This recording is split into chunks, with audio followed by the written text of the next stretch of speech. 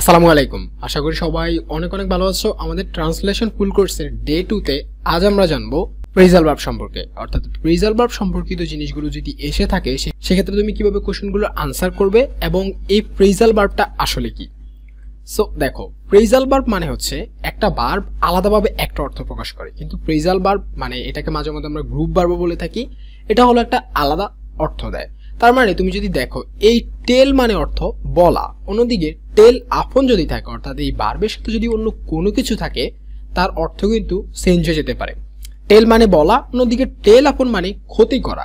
So phrasal verb মানে হচ্ছে কয়েকটা ভার্ব, অর্থাৎ এই একটা ভার্বের সাথে আরো কিছু যুক্ত হয়ে এটার মিনিং যখন চেঞ্জ হয়ে যায় সেটাকে আমরা ফ্রেজাল ভার্ব বলি। তো যখনই আমরা এরকম ট্রান্সলেট করতে যাব তখন আমরা এরকম ফ্রেজাল ভার্বের জন্য আমরা অনেক সমস্যায় পড়ে যেতে পারি। যেমন তুমি যদি এই সেন্টেন্সটা দেখো, এখানে লিখে আছে the hard work is telling আপন মাই হেলথ। সো এটা তুমি সাধারণত দেখলে, তুমি যদি টেলিং আপনের অর্থ না জানো তুমি কিন্তু এটার মিনিংটা ঠিকমতো দিতে পারবে না, কারণ তুমি জেনে এসেছো টেলিং মানে বলা। সো ওই ক্ষেত্রে তুমি আলাদা যেই বঙ্গানুবাদ করবে বা ট্রান্সলেট করবে তখন তুমি কিন্তু মিনিংটা ওরকমই দিয়ে দিবে। সো তোমাকে জন্য ফ্রেজাল ভার্ব সম্পর্কে জানতে হবে। এই ভিডিওতে আমরা বেসিক্যালি কিছু ফ্রেজাল ভার্ব নিয়ে কথা বলবো। এট দ্য সেম টাইম আমি তোমাদেরকে বলবো তোমরা চাইলে নিজেরাই গ্রুপ ভার্বগুলো পড়ে নিও। কয়েকটা গ্রুপ ভার্ব পড়ে নিলেই তুমি বুঝতে পারবে ওই জিনিসগুলোর মানে কি। আর এখানে আমরা প্রায় 6টা নিয়ে আলোচনা করব। সো চলো, প্রথমে আমরা যদি দেখি the hard work is telling আপন মাই হেলথ। সো এটার অর্থ হচ্ছে এই কঠোর পরিশ্রম আমার স্বাস্থ্যের ক্ষতি করছে, কারণ টেল আপন মানে হচ্ছে ক্ষতি করা। এবার যদি আমরা সেকেন্ডে আসি, দেখো এখানে লিখে আছে the boy tax after his father. এখন বলো টেক অর্থ কি? টেক অর্থ আমরা সবাই জানি নেওয়া, কিন্তু টেক আফটার মানে হলো মতো, সাদৃশ্য বা একই রকম, অর্থাৎ সিমিলার কোনো কিছু যখন বোঝায় তখন তাকে আমরা টেক আফটার বলি।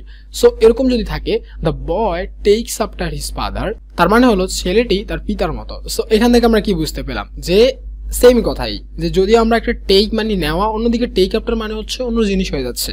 সো এবার আসো third, do not cry down your enemy. So do not cry down your enemy, এটা দেখলে সাধারণত আমাদের মনে কি আসতে পারে? ক্রাই অর্থ কান্না করা, কিন্তু আমাদেরকে বুঝতে হবে যে একটা গ্রুপ ভার্ব এখানে আছে ক্রাই ডাউন। এই ক্রাই ডাউন অর্থ হলো খাটো করে দেখা, তার মানে এটার মিনিং হয়ে দাঁড়াবে শত্রুকে খাটো করে দেখো না। Do not cry down your enemy. এবার আসো 4 নম্বরে, the rains have set in. So আমরা সেট বলতে কি বুঝি? স্থাপন করা। সো তার মানে আমরা যদি কাউকে কোনো সময় বলি সেট, এটা মানে হচ্ছে কোনো কিছু স্থাপিত হয়েছে। অন্যদিকে সেট ইন মানে হলো শুরু হওয়া বা আরম্ভ হওয়া। সো এরকম সাধারণত দেখলে তুমি কি বলতে পারো? The rains have set in, বর্ষা আরম্ভ হয়েছে, এটা তোমাকে বলতে হবে। সো এখানে একটা কথা আমি একটু বলে নেই। ধরো দ্য রেইনস দেখলে আমাদের মনে আসতে পারে জিনিসটা বৃষ্টি হতে পারে, বাট এখানে কোনো বর্ষা হলো।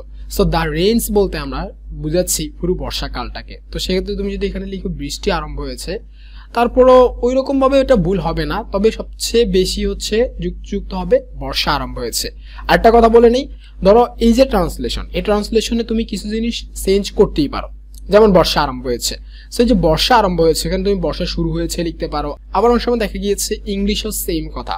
ধরো আমি যদি বলি যে I have received your letter, এটাকে আমি লিখতে পারি আই গট ইউর লেটার, মানে দুইটার অর্থ কিন্তু সেমই। সো এই জিনিসগুলো একটু মনে রাখবে যে সিমিলার ওয়ার্ড তুমি ব্যবহার করতেই পারো, বাট জিনিসটা একদমই যেন অর্থ অন্যরকম না হয়ে যায় সেটা তুমি ব্যবহার করতে পারবে না। আমাদের আজকের লেসনের শেষ ফ্রেজাল ভার্ব দিয়ে আমাদের যে সেন্টেন্সটি আছে সেটি। So he hails from Jessore. He hails from Jessore. So hail অর্থ কিন্তু শুভেচ্ছা জানানো, আনন্দিত হওয়া। সো আমরা যখন বলি হেইল, তার মানে হচ্ছে আমরা শুভেচ্ছা জানাচ্ছি বা আমরা খুবই আনন্দিত বিষয়টা নিয়ে। অন্যদিকে এই হেইলস ফ্রম বা হেইল ফ্রম মানে অর্থ হচ্ছে কোথাও থেকে আসা, কোথাও থেকে আসা, তার মানে হচ্ছে অরিজিন, তার মানে তোমার শুরুটা কোথা থেকে হয়েছে। সো আমরা যদি বলি হি হেইলস ফ্রম যশোর, তার মানে হচ্ছে তার বাড়ি যশোর বা সে যশোর থেকে এসেছে, সেম কথা। সো আজ আমরা ফ্রেজাল ভার্ব নিয়ে কথা বলেছি। পরবর্তী লেকচারে আমরা ফ্রেজ অ্যান্ড ইডিয়মস নিয়ে কথা বলবো, অর্থাৎ ফ্রেজ অ্যান্ড ইডিয়মসের যে জিনিসগুলো আছে সেক্ষেত্রে আমরা কিভাবে বঙ্গানুবাদ করব, এবং এভাবে আমাদের পুরো মাস ধরে আমরা ট্রান্সলেশন প্র্যাকটিস করবো ইনশাল্লাহ। সবাই ভালো থাকবে, সুস্থ থাকবে, এবং পরবর্তী ভিডিওতে দেখা হবে সবার সাথে আবার। আল্লাহ হাফেজ।